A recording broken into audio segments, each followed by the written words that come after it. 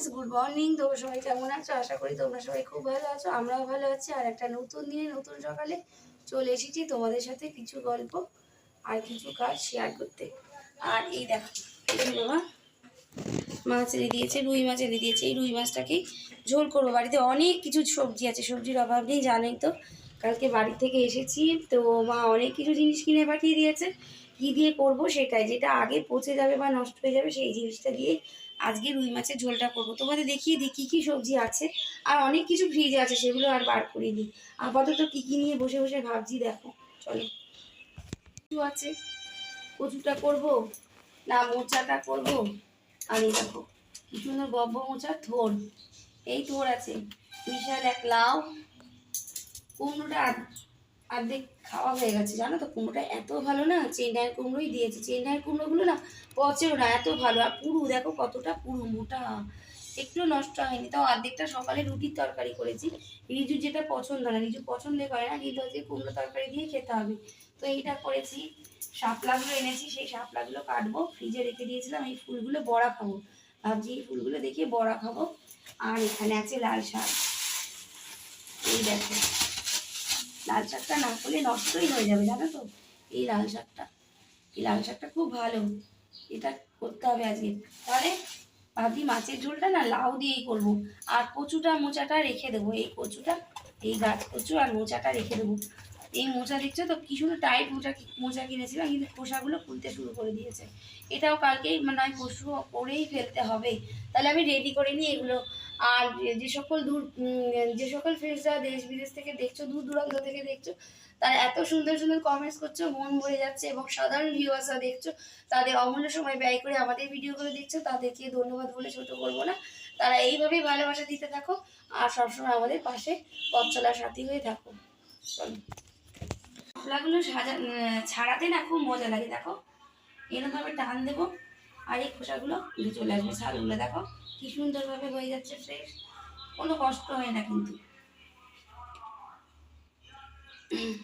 সত্যি মোটেই একদম কষ্ট না। এগুলো কেটে নিচ্ছি, দেখো আমার এতগুলো কিন্তু ছাড়ানো হয়ে গেছে ফ্রেশ। তারপর এরকমভাবে পিস পিস করবো।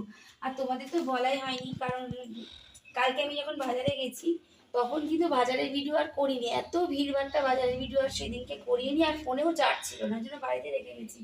আর রিজু আমার সাথে শাপলা কিনছে আর বলছে কি, মা এগুলো কি কচুরলতি? ও এগুলো ভুল করেছে কচুরলতি ভেবে। অনেকেই ভুল করবে, এগুলো লম্বা লম্বা ভাবে সাজানো ছিল দোকানে, তো সেইগুলো দেখে ভাবছিল বোধহয় এগুলো কচুরলতি। আমি ওকে বললাম না, এগুলো জলে হয়, পদ্ম ফুল যেমন জলে হয়, এই শাপলাটাও জলে হয়। আর কচুরলতিও জলে হয়, মাটির তলায় হয়। সেই জন্য ও এখন না আস্তে আস্তে আমার সাথে বাজার করতে করতে শিখে যাচ্ছে কোনটা কি সবজি। তাহলে এগুলো কেটে নিই। আমার বারান্দা বা ব্যালকনি যাই বলো না কেন, গাছগুলোর কি দশা হয়েছে দেখেছো। এখানে সমস্ত গোলাপ গাছগুলো মরে ভূত হওয়ার জোগাড়।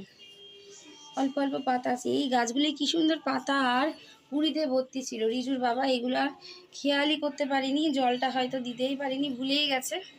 আজকে সকালে উঠে তো আমার মাথা গরম।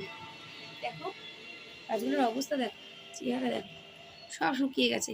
এই টবটা তো মরেই গেছে, এই গাছটা তো মরেই গেছে, দেখো এটা মরে গেছে, এটাও শুকিয়ে গেছে, এই দেখো এটাও পুরো শুকিয়ে গেছে, একটা পাতা নেই। এই গাছটা একটা পাতা নেই, এগুলো ফেলেই দিতে হবে। আর বাদ বাকি যেগুলো আছে সেগুলো না মরে বেঁচে থাকার মতো অবস্থা। বলে না, বাড়ির বউ বা গৃহবধূ যদি বাড়িতে যদি না থাকে, বাড়ির লক্ষ্মী চলে যাওয়ার মতো অবস্থা হয়। সেই রকমই 2-4 দিন বা 5টা দিন যাই বলে না কেন, মার অসুস্থতার কারণেই যায় বা যখন বেড়াতেই যায়, এমনি টাইমই যায়, বাড়ির পরিস্থিতি এরকমই হয়ে থাকে। তো একটা পুরুষ মানুষ কত দিক আর মানে খেয়াল করে চলবে। তাকে হোম ডেলিভারি মাঝে মাঝে খেয়েছে, কখনো রান্না বান্না করে খেয়েছে, এইভাবেই দিনগুলো কাটিয়েছে আজকে 5-6টা দিন। তো আর কি বলবো, আমি তো তার উপর রাগারাগি করলাম, অনেক বকাবকি করলাম। তারপরে সে সকালবেলায় হুঁশ হয়েছে মনে হয়, বলছে একদিন জল দিয়েছি, বলছে জানি না। আমি যেটাকে বিশ্বাসই করতে পারছি না, আমি বলছি তুমি জলই দাওনি, এই গাছগুলোই জলই দাওনি। ছাদের গাছগুলো বৃষ্টি হয়েছে আর ওগুলো ওপেন, ওগুলো মনে হয় খেয়াল রেখেছে। এই পাশটা সে আসেও নি, তার খেয়ালও নেই জল দেওয়ার কথা। আর আমি যে ফোনে বলবো সেটাও আমার মাথাতেই নেই যে জল দেওয়ার কথা বলবো। বাড়িতে যাওয়ার সময় বলে গেছিলাম, কিন্তু ওখানে গিয়ে আমি সব ভুলে গেছি। আর ওখানে অনেকটা সমস্যার মধ্যে জড়িয়েছিলাম, টেনশনের মধ্যে ছিলাম, তাই এই গাছগুলোর কথা মনে করে বসে গেছি এই পরিস্থিতি। জানি না কটা বাজবে বা কটার মধ্যে, খুব মনে কষ্ট পাচ্ছি আর কাকে কি বলবো। মনকেই ভুল দিচ্ছি যে কিছু করার নেই, মেনে নিতে হবে, সব কিছু মানিয়ে নিয়ে চলতে হবে, এই তো জীবন। কাটার পরে ধুয়ে নিয়েছি, কাটতে কিন্তু খুব মজা লাগছিল, খুব সুন্দর, খুব সহজে কাটা হয়ে যায়। আর এটা রান্না করবো দেখো, এখানে কালো জিরে ফোড়ন দিয়ে দিলাম। কালো জিরে ফোড়ন দেওয়ার সময় গ্যাসটা একটু কমিয়ে দিতে হবে, নাহলে কালো জিরেগুলো পুড়ে যাবে। এবার কালো জিরে ভাজা হয়ে গেল, এবার দেবো আমি একটুখানি রসুন কেটে করে দিয়ে দিলাম। আর এই শাকটা রান্না করতে না খুব একটা তেলও লাগে না, আর খুব একটা টাইমও লাগে না। আর কারেন্ট নেই জানো তো, রান্নাঘরটা পুরো অন্ধকার অন্ধকার, ভূতের মতো লাগছে মনে হয়, জানি না, প্রচন্ড অন্ধকার। বাইরের যেটুকু আলো আসে সেই আলোতেই তোমাদের একটু মানিয়ে নিতে হবে। দেখো বাইরেটা কত সুন্দর ঝকঝকা, আর কারেন্ট অনেকক্ষণ গেছে। রসুনটা ভেজে নিই। আমি লাল লাল করে পেঁয়াজও ভেজে নিয়েছি, লাল লাল করে পেঁয়াজ ভাজা হয়ে গেছে। এইবার লঙ্কা চেরা শাপলাগুলো দিয়ে দিলাম। এর মধ্যে দেবো নুন আর দেবো হলুদ।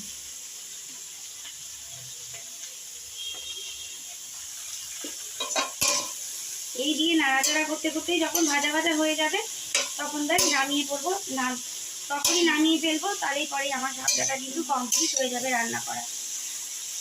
শাপলাটা খেতেও কিন্তু ভালো লাগে, শাপলা খেতেও কিন্তু ভালো লাগে। ফাঁকে ফাঁকে এই কাজগুলো করে নিচ্ছি। দেখো এই টপটা পুরো শুকিয়ে গেছে, এখানে রেখে লাভ নেই, আর এটাও শুকিয়ে গেছে। এই দুটো টপ পুরোপুরি বাইরে বার করে দেবো। মনটা এত খারাপ লাগছে যে কি বলবো, রিজুর বাবা আমার কি সর্বনাশ করবো। সব গাছগুলো শেষ করে দিল, এতটাই সর্বনাশ করে দিল, সব গাছগুলো আমার শেষ করে দিল, সব কিছু শেষ করে দিল। এত কষ্ট করে গাছগুলো একটা একটা করে কিনি, শখের গাছ। রিজুর বাবা কিন্তু গাছ কিনতে একদমই দেবে না, সে পছন্দই করে না যে আমি সব গাছ কিনবো, বুঝতে পারলি, কেউ দেবে না, কিন্তু দেবেও না। তাহলে সেই গাছগুলো কষ্ট করে করে কিনেছি, পয়সা জমানো পয়সা দিয়ে, সারগুলো যদি সর্বনাশ নষ্ট হয়ে যায় তাহলে আর কি বলবো বলো। এত চড়া গরম, এই তো এত রোদ, চলো রোদটা দেখায় তোমরা। এই চড়া রোদের মধ্যে দেখো কেমন কড়া রোদ, ভাদ্র মাসের রোদ। এই রোদের মধ্যে যদি 7 দিনের মধ্যে 2 দিন জল দেওয়া হয় তাহলে কি গাছের হয়? আর এগুলো একদম বারান্দায়, এগুলো জলই পাবে না, জল না দিলে পরে গাছের পরিস্থিতি এই হয়েছে। কি আর বলবো, শুধু ভগবানকে বলছি কি করলে ভগবান গাছগুলো যে কটা পাতা আছে তুমি 2-4টা অন্তত বাঁচিও, সবগুলো মেরে ফেলো না। আর রিজু বাবাকে মনে মনে বকা দিচ্ছি যে আমার সর্বনাশ করে দিলে, তুমি সব শেষ করে দিলে, কি বলবো। আর ভাজা হয়ে গেছে, এবার আমি গ্যাসটা নিভিয়েও দেবো। বেশিক্ষণ সময় লাগলো না গো, 10 মিনিটই লেগেছে, খুবই অল্প টাইম। এবার আমি অনেক রান্না বাকি আছে আমার, জানো তো। এই যে লাউ সিদ্ধ করে রেখেছি, এই লাউটা করবো রুই মাছ দিয়ে ঝোল, আর লাল শাক ভাজা করবো। তবে এই রান্নাঘর আন্ধেরা থেকে আমার মুক্তি, অন্ধকার বুঝছো, এই অন্ধকারে হাঁটি হাঁটি কাজ করছি। আর সব থেকে বড় কথা যে একটু রান্না বসে একটু হাওয়া খাবো, দেখছো গলদ গরম অবস্থা, ঘাম, মাথার ঘাম পায়ে পড়ছে, কিন্তু কিছু করার নেই, হাত পাকাতেই হাওয়া করছি। ওটাই এখন আমার প্রাণ বাঁচাচ্ছে বলতে পারো। তাহলে এই সামনেটা নামিয়ে পুজো সেরে, আর দুপুরবেলা পুজো সেরে খেতে বসে গেলাম। দেখো কত বাজে, 10 মিনিট ফাস্ট আছে, তার মানে 1:30টা বাজে। অনেক কাজ ছিল, এখনো কাজ গুছিয়ে উঠতে পারিনি। দেখি খেয়ে উঠে যতটা সম্ভব পারবো, বাকিটা কালকে করবো, একবারে বেশি চাপ নেবো না, নিয়ে সুস্থে কাজগুলো করবো।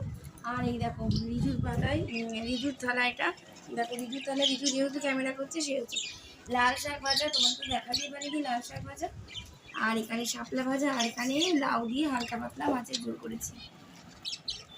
এই হচ্ছে আজকে দুপুরে খাবার দাবার। লাল শাকটা খেয়ে দেখি কেমন হয়েছে।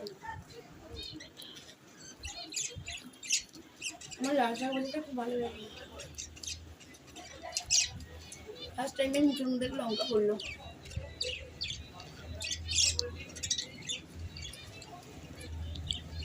ভালো লাগছে।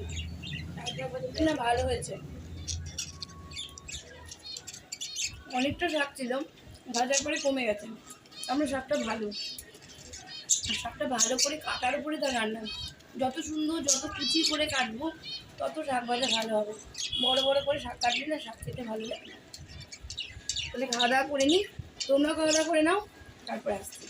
শুধু নিয়ে বসে পড়েছি, এই প্লাস্টিকটা সেলাই করবো, মাথাটা খুলে যাচ্ছে। এই প্লাস্টিকটা কি কারণে সেলাই করছি জানো, খেয়ে উঠে কাপড় জামা মুছি, এটা সেলাই করতে বলেছি। এই যে আমার পাখিগুলো আছে দেখো, পাখিগুলো তলায় তলায় প্লাস্টিক দিতে হবে, না হলে না ঘরের মধ্যে তুলে রাখি রাতের বেলা বিড়ালের ভয়ে, অন্যান্য জন্তু জানোয়ার পোকামাকড় যাই বলা ওসবের ভয়ে ঘরে উঠিয়ে রাখি। পোকামাকড় বিড়ালের ভয়ে ঘরে উঠিয়ে রাখিস, তখন ঘরে পাততে হয়। আর এখানেও আরো কটা দিতে হবে প্লাস্টিক, সেই জন্য না প্লাস্টিকগুলো একটু সেলাই করে নিচ্ছি। প্লাস্টিকগুলো সেলাই করে নিয়ে তারপর ভাবছি একটু বিছানায় পিঠটা ফেলবো, বুঝতে পারলে? জানি না পিঠ ফেলবো বলছি, তখন দেখা যাবে আর একটা কাজ পড়ে আছে, সেটাই হয়তো করতে গেলাম, সেটা আদৌ হলো না, পিঠ ফেলা হলো না। তো যাই হোক, ভিডিওটা আজকে এখানেই শেষ করছি। সকলে ভালো থাকবে, সুস্থ থাকবে, আর নিজের শরীরের যত্ন অবশ্যই দেবে।